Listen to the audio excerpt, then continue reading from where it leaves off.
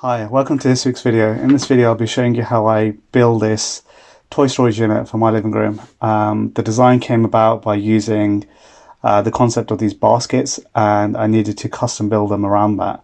So there isn't a specific plan to it, but if you've seen some of my previous videos, I show you exactly how I build this step by step in terms of how I build the carcasses and how I prep the trims and all the faces. So continue watching to find out how I do this.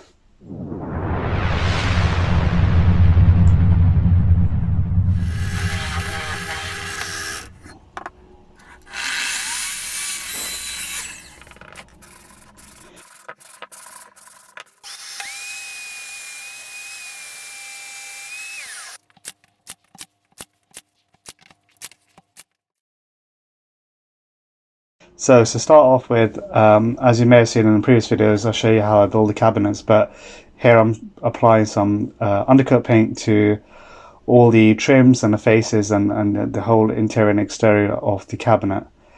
And then now I'm using a brush and a foam roller to apply the finish that I want to use. And here I'm just using this lovely blue colour just to match with my living room decor. And I use a foam roller because it just gives a nice, clean and smooth finish. Which I really like. Take your time and whenever you're painting the cabinets to make sure there isn't any drips or any excessive paint anywhere. And this is what it looks like once you've applied all the paint. On top of this, I actually applied 2 or 3 coats of a clear varnish just to add some additional protection, because it will be a toy storage unit and the kids will end up banging into them and denting it as much as they're possible. But yeah, with that done, let's move on, and we're building the tabletop now, in a sense. So I did a large panel glue up, and for this I'm using some pine. I didn't go for anything too expensive, or and I just felt like I wanted to try do a large panel glue up, and it's my first time. I didn't use any biscuits or any dowels or anything, just simple glue and clamps. And I think that was enough, and it worked out really well. To make my life easier, I actually used pine, which has already been planed all round, so I didn't really need to mess about in terms of getting clean edges, anything like that. That's already done. But one thing I would say is, if you're doing something like this, make sure you have all your clamps available, and make sure you get enough glue squeeze out so we can have a nice strong joint. I actually had to take this outside because it's such a long panel, it didn't fit in my workshop. But yeah, I just applied as many clamps as possible, both sides, underneath and on top, just so I didn't get any warping. Overall, it was stressful, but it worked and it was a success.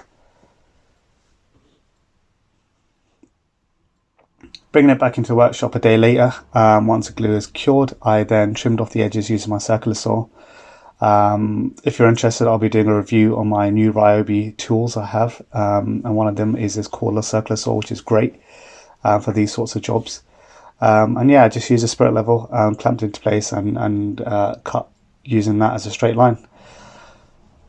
Next was the fun bit. There's cleaning some edges where the joints were slightly proud. I tried to do this with sander initially, but it just took too long, so I just took a block plane and started planing away. And yeah, once we got to a point where it's pretty much level and flat all round, I worked my way through all the different grits of sanding, starting from 60 all the way to 240.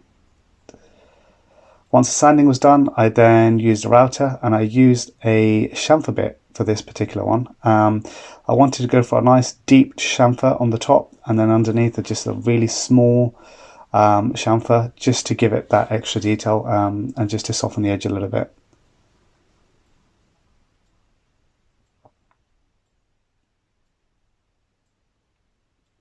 Here you can see I'm actually doing the deep chamfer on the top, and it came out really nice. And because pine is such a soft wood, it didn't leave any burning marks or anything like that, so in terms of sanding and prepping, it was easy. I was really happy with the chamfer and the look of the actual top.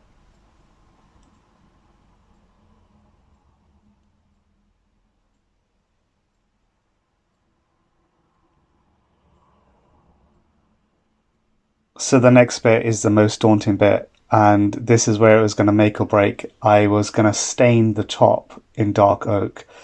Like I said, it's my first large panel glue up. Not only that, I'm now going to risk the fact that I'm going to stain this.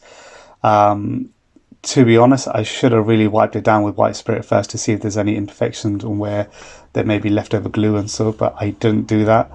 I risked it and went straight for the stain, and you can see I'm using a foam brush to apply the stain quite liberally all over, and then I use a rag to wipe away the excess. And to be fair, doing this for the first time, I was really impressed with the finish, and I was really happy in the way it looked, and you can see the grain pops really nicely on the pine. And yeah, and once that was done, I used a 240 grit sandpaper just to flatten down any excessive fibers that have come up after staining, and I just did this really lightly over the top. And I finished in using some interior lacquer. Again, first time using lacquer. I normally stick with the water-based varnish because I had this in stock, so I decided to give it a go, and I was really impressed with it, to be honest. And it dries really quick, which is ideal for my particular work, because I don't really have that much time to come back and forth, and having a small workshop, it just means I can't do anything else in the workshop while the lacquer's curing and drying, in a sense. So yeah, I used the brush, took my time, and make sure I didn't have any excess lacquer in certain places, and spread it out really evenly. And yeah, I just avoided any brush strokes as much as possible. And to be honest, with the sanding in between coats, I was left with minimum brush strokes. It's not even noticeable, and you could probably get away with it. And off camera, I brought the cabinet inside, and I fixed the top just using a couple of screws. Not too many, just because in case there's some wood expansion, but this is what it looked like in the end. Really impressed with the way the top came, and it just brings the whole cabinet together as one whole piece. And you can see it's sitting in my living room under a fairly long wall with a mirror on top, and it just really it works with my decor in the living room, and I just love this color. So yeah, if you're interested in more woodworking projects like this, please subscribe, like and share, and I'll be submitting some woodworking videos as often as possible. I try to do it every week, but I will try as often as possible. Thank you for watching. Don't forget to subscribe.